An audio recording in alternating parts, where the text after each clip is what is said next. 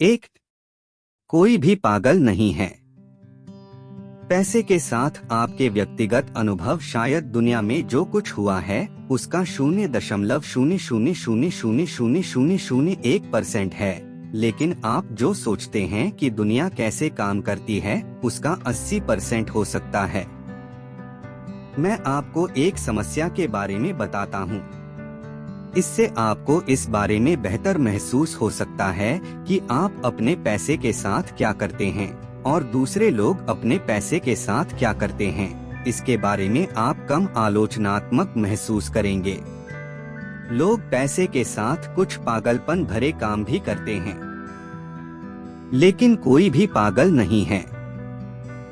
बात यह है, अलग अलग पीढ़ियों के लोग अलग अलग माता पिता द्वारा पाले गए, जिन्होंने दुनिया के अलग अलग हिस्सों में अलग अलग आय अर्जित की और अलग अलग मूल्य रखे, अलग अलग अर्थव्यवस्थाओं में पैदा हुए, अलग अलग प्रोत्साहनों और भाग्य की अलग अलग डिग्री के साथ अलग अलग नौकरी बाजारों का अनुभव किया, बहुत अलग तरीके से सीखते हैं सबक।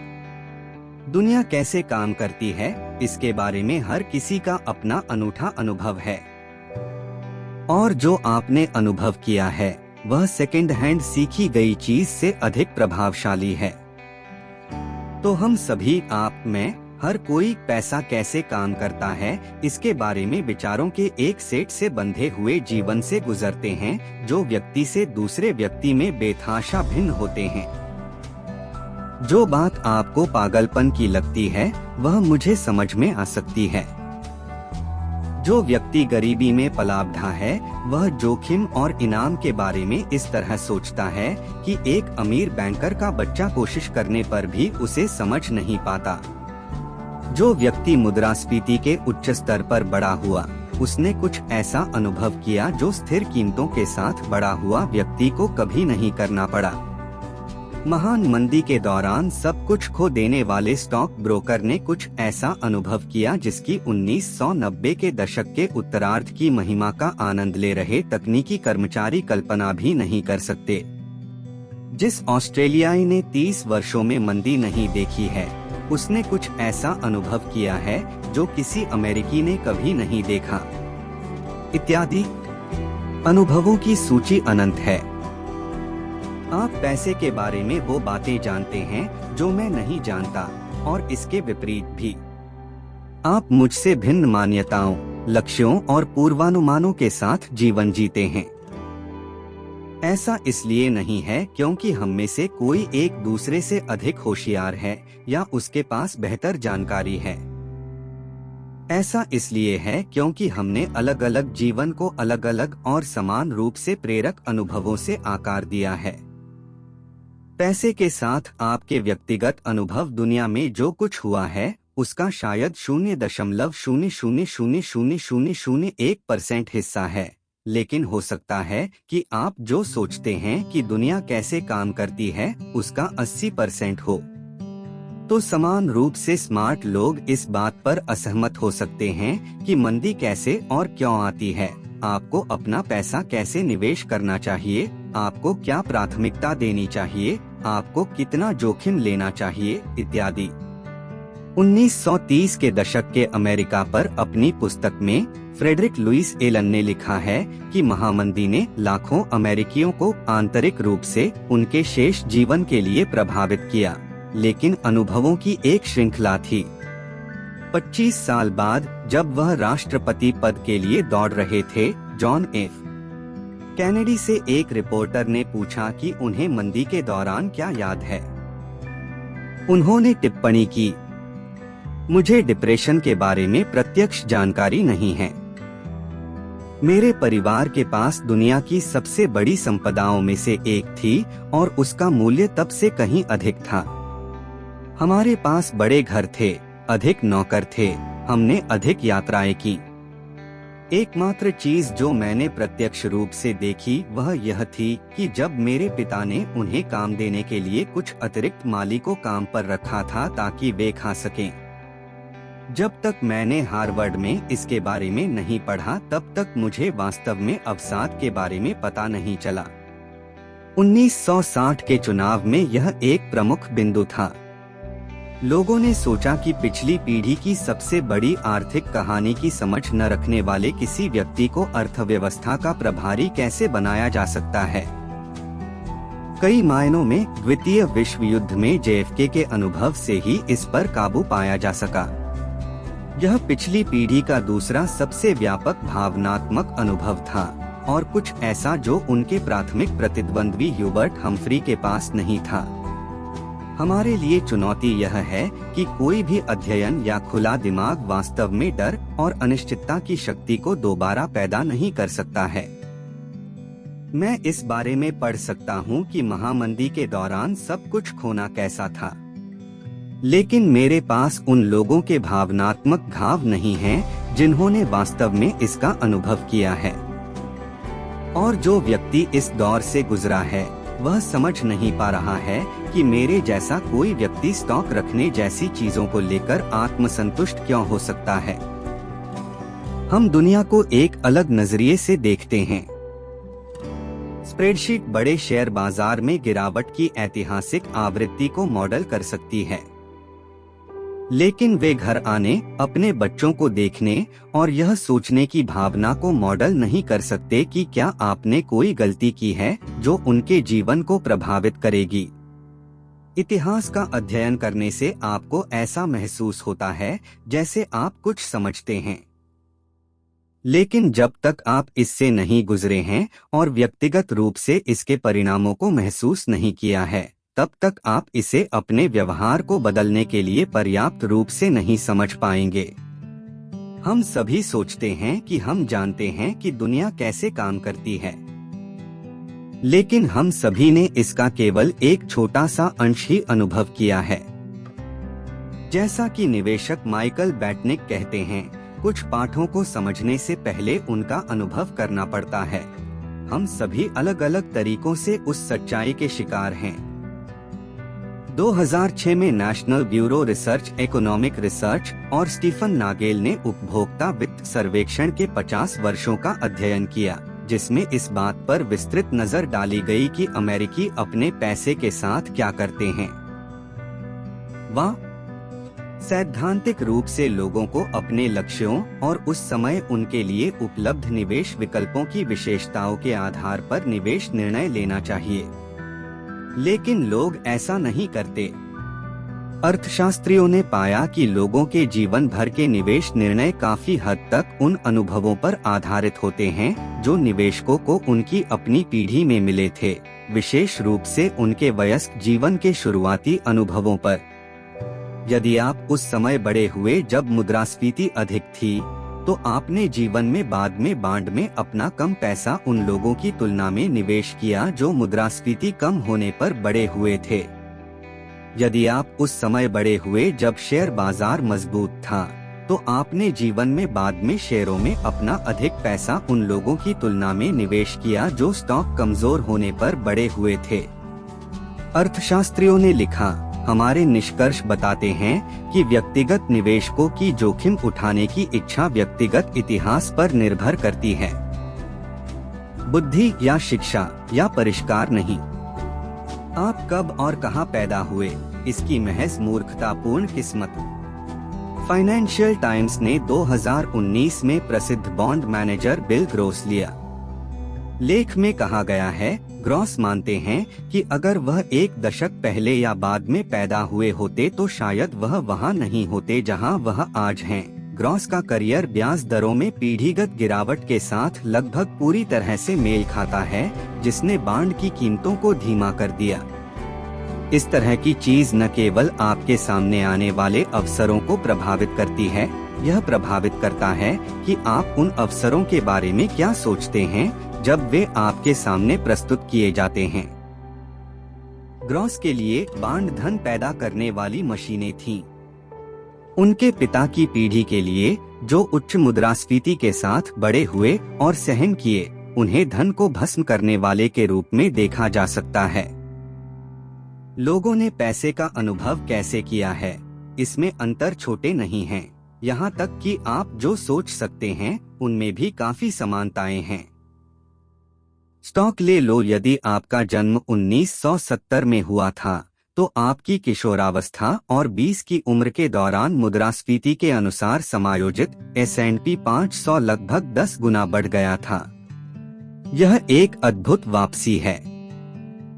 यदि आपका जन्म 1950 में हुआ है, तो मुद्रास्फीति के अनुसार समायोजित आपकी किशोरावस्था और 20 के दशक में बाजार सचमुच कहीं नहीं गया था। लोगों के दो समूह जो अपने जन्म के वर्ष के आधार पर अलग हो जाते हैं। शेयर बाजार कैसे काम करता है, इस पर पूरी तरह से अलग दृष्टिकोण के साथ जीवन जीते हैं। या महंगाई। यदि आपका जन्म 1960 के दशक के अमेरिका में हुआ है, तो आपकी किशोरावस्था और 20 के दशक के दौरान मुद्रास्फीति आपके युवा प्रभावशाली वर्ष जब आप अर्थव्यवस्था कैसे काम करती है इसके बारे में ज्ञान का आधार विकसित कर रहे हैं, कीमतें 3 गुना से अधिक बढ़ जाती हैं। यह बहुत ज्यादा है। आपको गैस लाइनें और तनख्वाह मिलना याद है, जो उनसे पहले की तुलना में काफी कम था। लेकिन अगर आपका जन्म 1990 में हुआ है, तो आपके पूरे जीवन में मुद्रास्फीति इतनी कम रही है कि शायद यह आपके दिमाग में कभी नहीं आया होगा। नवंबर 2009 में अमेरिका की राष्ट्रव्यापी बेरोजगारी लगभग 10% थी। लेकिन हाई स्कूल डिप्लोमा 16 से 19 वर्ष की आयु के अफ्रीकी अमेरिकी पुरुषों के लिए बेरोजगारी दर 49% थी। कॉलेज की डिग्री के साथ 45 वर्ष से अधिक उम्र की कोकेशियान महिलाओं के लिए यह 4% थी। द्वितीय विश्व युद्ध के दौरान जर्मनी और जापान में स्थानीय शेयर बाजार खत्म हो गए थे। पूरे क्षेत्र पर बमबारी की गई। युद्ध के अंत में जर्मन खेतों ने देश के नागरिकों को प्रतिदिन 1000 कैलोरी प्रदान करने के लिए पर्याप्त भोजन का उत्पादन किया। इसकी तुलना अमेरिका से करें, जहां शेयर बाजार 1941 से 1945 के अंत तक दोगुने से भी अधिक हो गया और अर्थव्यवस्था लगभग 2 दशकों में सबसे मजबूत थी। किसी को भी इन समूहों के सदस्यों से यह अपेक्षा नहीं करनी चाहिए कि वे अपने शेष जीवन में मुद्रास्फीति के बारे में यही सोचते रहेंगे। या शेयर बाजार, या बेरोजगारी, या सामान्य तौर पर पैसा। किसी को भी उनसे वित्तीय जानकारी पर उसी तरह प्रतिक्रिया देने की उम्मीद नहीं करनी चाहिए। किसी को भी यह नहीं मानना चाहिए कि वे उन्हीं प्रोत्साहनों से प्रभावित हैं। किसी को भी उनसे सलाह के उन्हीं स्रोतों पर भरोसा करने की उम्मीद नहीं करनी चाहिए। किसी को भी उनसे इस बात पर सहमत होने की उम्मीद नहीं करनी चाहिए कि क्या मायने रखता है, इसके लायक क्या है, आगे क्या होने की संभावना है और आगे बढ़ने का सबसे अच्छा रास्ता क्या है। पैसे के बारे में उनका दृष्टिकोण अलग अलग दुनियाओं में बना था। और जब ऐसा मामला होता है, तो पैसे के बारे में एक दृष्टिकोण जिसे लोगों का एक समूह अपमानजनक मानता है, वह दूसरे समूह के लिए बिल्कुल सही अर्थ रख सकता है। कुछ साल पहले न्यूयॉर्क टाइम्स ने ताइवान की विशाल इलेक्ट्रॉनिक्स निर्माता कंपनी फॉक्सकॉन की कामकाजी परिस्थितियों पर एक स्टोरी की थी। स्थितियां प्रायः भयावह होती हैं। पाठक वाजिब परेशान थे। लेकिन कहानी पर एक दिलचस्प प्रतिक्रिया एक चीनी कर्मचारी के भतीजे से आई, जिसने टिप्पणी अनुभाग में लिखा, मेरी चाची ने कई वर्षों तक उस स्थान पर काम किया जिसे अमेरिकी पसीने की दुकानें कहते हैं। यह कठिन कार्य था। लंबे घंटे, छोटी मजदूरी, खराब काम करने की स्थितियां। क्या आप जानते हैं कि मेरी चाची इन कारखानों में से एक में काम करने से पहले क्या करती थी? वह एक वेश्या थी। मेरी राय में उस पुरानी जीवन शैली की तुलना में स्वेट शॉप में काम करने का विचार एक सुधार है। मैं जानता हूं कि मेरी चाची को कुछ डॉलर के लिए एक दुष्ट पूंजीवादी मालिक द्वारा शोषित होना पसंद होगा, बजाय इसके कि कई लोगों द्वारा पैसे के लिए उसके शरीर का शोषण किया जाए। इसीलिए मैं कई अमेरिकियों की सोच से परेशान हूं। हमारे पास पश्चिम के समान अवसर नहीं है। हमारा सरकारी बुनियादी ढांचा अलग है। देश अलग है। हाँ, कारखाना कठिन परिश्रम है। क्या यह बेहतर हो सकता है? हाँ, लेकिन केवल तब जब आप इसकी तुलना अमेरिकी नौकरियों से करते हैं। मुझे नहीं पता कि इसका क्या मतलब निकाला जाए। मेरा एक हिस्सा जमकर बहस करना चाहता है। मेरा एक हिस्सा समझना चाहता है। लेकिन अधिकतर यह इस बात का उदाहरण है कि यह कितना भिन्न है। अनुभव उन विषयों के भीतर बहुत भिन्न विचारों को जन्म दे सकते हैं जो एक पक्ष सहज रूप से सोचता है कि काले और सफेद होने चाहिए। पैसे को लेकर लोग जो भी निर्णय लेते हैं वह उस समय उनके पास मौजूद जानकारी को लेने और दुनिया कैसे काम करती है इसके अनूठे मानसिक मॉडल में प्लग करके उचित है। उन लोगों को गलत जानकारी दी जा सकती है। उनके पास अधूरी जानकारी हो सकती है। वे गणित में बुरे हो सकते हैं। उन्हें सड़ीगली मार्केटिंग से मनाया जा सकता है। उन्हें कोई अंदाजा नहीं हो सकता कि वे क्या कर रहे हैं। वे अपने कार्यों के परिणामों का गलत आकलन कर सकते हैं। ओह, क्या वे कभी भी ऐसा कर सकते हैं? लेकिन एक व्यक्ति जो भी वित्तीय निर्णय लेता है वह उस पल में उनके लिए समझ में आता है और उन बक्सों की जांच करता है जिनकी उन्हें जांच करने की आवश्यकता होती है। वे अपने आप को एक कहानी सुनाते हैं कि वे क्या कर रहे हैं और क्यों कर रहे हैं, और उस कहानी को उनके अपने अनूठे अनुभवों से आकार दिया गया है। एक सरल उदाहरण लें, लॉटरी। अमेरिकी इन पर फिल्मों, वीडियो गेम, संगीत, खेल आयोजनों और किताबों की तुलना में अधिक खर्च करते हैं। और उन्हें कौन खरीदता है? अधिकतर गरीब लोग। अमेरिका में सबसे कम आय वाले परिवार लोटो टिकटों पर प्रति वर्ष औसतन $412 खर्च करते हैं, जो उच्चतम आय वर्ग के परिवारों की तुलना में 4 गुना अधिक है। 40% अमेरिकी आपातकालीन स्थिति में $400 नहीं जुटा सकते। कहने का तात्पर्य यह है, जो लोग $400 की लॉटरी टिकट हैं, वे मोटे तौर पर वही लोग होते हैं जो कहते हैं कि आपातकालीन स्थिति में वे $400 नहीं खरीद सकते। वे किसी ऐसी चीज पर अपना सुरक्षा जाल उड़ा रहे हैं जिससे उस पर बड़ा प्रहार करने की संभावना लाखों में एक है। यह मुझे पागलपन जैसा लगता है। यह संभवतः आपको भी पागलपन जैसा लगता है। लेकिन मैं निम्नतम आय वर्ग में नहीं हूँ। संभवतः आप भी नहीं हैं। इसलिए हम में से कई लोगों के लिए कम आय वाले लॉटरी टिकट के अवचेतन तर्क को सहजता से समझना कठिन है। लेकिन थोड़ा तनाव डालें और आप कल्पना कर सकते हैं कि यह कुछ इस तरह होगा। हम तनख्वाह से तनख्वाह की स्थिति में रहते हैं और बचत करना हमारी पहुंच से बाहर लगता है। बहुत अधिक वेतन की हमारी संभावनाएं पहुंच से बाहर लगती हैं। हम अच्छी छुट्टियां, नई कारें, स्वास्थ्य बीमा या सुरक्षित पड़ोस में घर नहीं खरीद सकते। हम कर्ज के बोझ तले दबे बिना अपने बच्चों को कॉलेज में नहीं पढ़ा सकते। आप लोग जो वित्त की किताबें पढ़ते हैं उनमें से अधिकांश चीजें या तो अभी हैं या प्राप्त करने की अच्छी संभावना है, लेकिन हमारे पास नहीं है।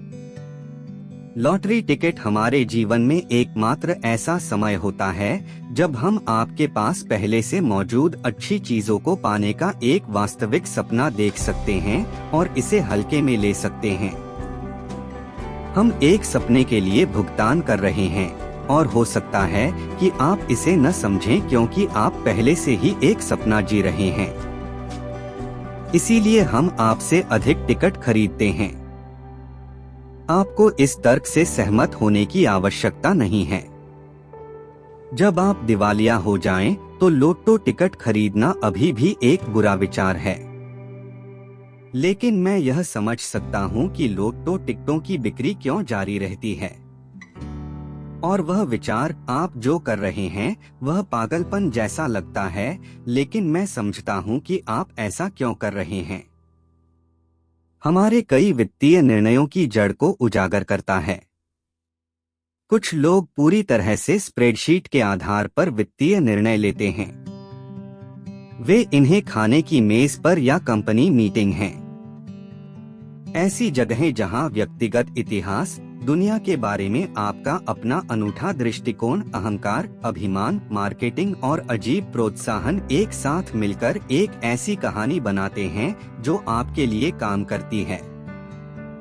एक और महत्वपूर्ण बिंदु जो यह समझाने में मदद करता है कि धन संबंधी निर्णय इतने कठिन क्यों हैं और इतना दुर्व्यवहार क्यों है, यह पहचानना है कि यह विषय कितना नया है।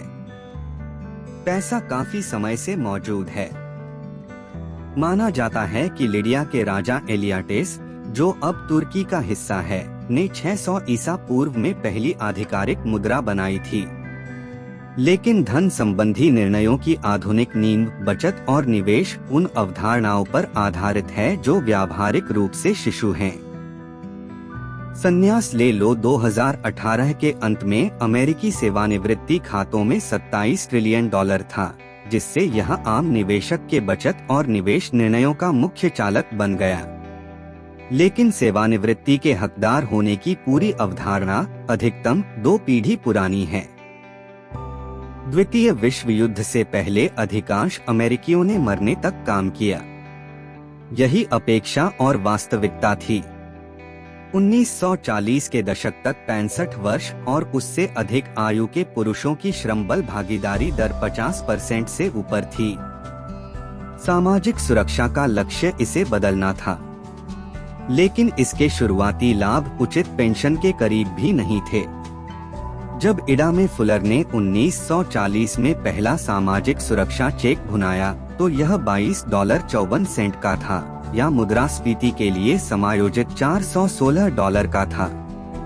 यह 1980 के दशक तक ऐसा नहीं था कि सेवानिवृत्त लोगों के लिए औसत सामाजिक सुरक्षा जांच मुद्रास्फीति के लिए समायोजित $1000 प्रति माह से अधिक हो। 65 वर्ष से अधिक आयु के 1/4 से अधिक अमेरिकियों को 1960 के दशक के अंत तक जनगणना ब्यूरो द्वारा गरीबी में रहने वाले के रूप में वर्गीकृत किया गया था।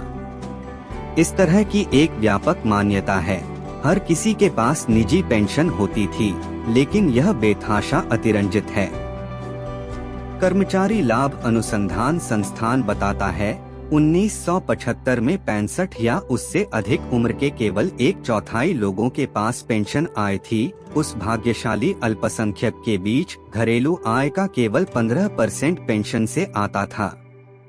न्यूयॉर्क टाइम्स ने 1955 में सेवानिवृत्त होने की बढ़ती इच्छा लेकिन निरंतर असमर्थता के बारे में लिखा था। एक पुरानी कहावत को दोबारा कहें, हर कोई सेवानिवृत्ति के बारे में बात करता है, लेकिन जाहिर तौर पर बहुत कम लोग इसके बारे में कुछ करते हैं।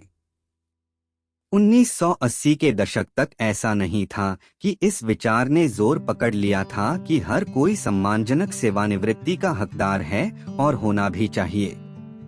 और उस सम्मानजनक सेवानिवृत्ति को पाने का तरीका तब से यह अपेक्षा रही है कि हर कोई अपना पैसा बचाएगा और निवेश करेगा। मैं दोहराता हूं कि यह विचार कितना नया है। 401 के अमेरिकी सेवानिवृत्ति की रीढ़ बचत वाहन 1978 तक अस्तित्व में नहीं था। रोथ IRA का जन्म 1998 तक नहीं हुआ था। यदि यह एक व्यक्ति होता तो यह मुश्किल से इतना पुराना होता पीना। इसमें किसी को आश्चर्य नहीं होना चाहिए कि हम में से कई लोग सेवानिवृत्ति के लिए बचत और निवेश करने में बुरे हैं। हम पागल नहीं हैं। हम सब अभी नए हैं। कॉलेज के लिए भी यही बात लागू होती है। स्नातक की डिग्री के साथ 25 वर्ष से अधिक आयु के अमेरिकियों की हिस्सेदारी 1940 में 20 में 1 से कम होकर 2015 तक 4 में से 1 हो गई है। उस समय औसत कॉलेज ट्यूशन मुद्रास्फीति के लिए समायोजित 4 गुना से अधिक बढ़ गया। इतनी बड़ी और इतनी महत्वपूर्ण बात समाज पर इतनी तेजी से असर कर रही है कि क्यों, उदाहरण के लिए, पिछले 20 वर्षों में इतने सारे लोगों ने छात्र ऋण के मामले में खराब निर्णय लिए हैं। सीखने का प्रयास करने के लिए दशकों का संचित अनुभव भी नहीं है। हम इसे पंख लगा रहे हैं। इंडेक्स फंड लिए भी यही बात लागू है, जो 50 वर्ष से कम पुराने हैं, और हेज फंड जो पिछले 25 वर्षों तक आगे नहीं बढ़े, का व्यापक उपयोग भी। उपभोक्ता ऋण, बंधक, क्रेडिट कार्ड और कार ऋण द्वितीय विश्व युद्ध के बाद तक कम नहीं हुए, जब जीआई विधेयक ने लाखों अमेरिकियों के लिए उधार लेना आसान बना दिया। कुत्तों को 10,000 साल पहले पालतू बनाया गया था और उनमें अभी भी अपने जंगली पूर्वजों के कुछ व्यवहार बरकरार हैं। फिर भी आधुनिक वित्तीय प्रणाली में 20 से 50 वर्षों के अनुभव के साथ हम यहाँ हैं और पूरी तरह से अभ्यस्त होने की उम्मीद कर रहे हैं। ऐसे विषय के लिए जो भावना बनाम तथ्य से इतना प्रभावित है, यह एक समस्या है और यह समझाने में मदद करता है कि हम पैसे के मामले में हमेशा वह क्यों नहीं करते जो हमें करना चाहिए। हम सभी पैसे के लिए पागलपन भरी चीजें करते हैं, क्योंकि हम सभी इस खेल में अपेक्षाकृत नए हैं और जो आपको पागलपन भरा लगता है वह मेरे लिए अर्थपूर्ण हो सकता है। लेकिन कोई भी पागल नहीं है। हम सभी अपने अनूठे अनुभवों के आधार पर निर्णय लेते हैं जो एक निश्चित क्षण में हमें समझ में आते हैं। अब मैं आपको एक कहानी बताता हूँ कि बिल गेट्स अमीर बने।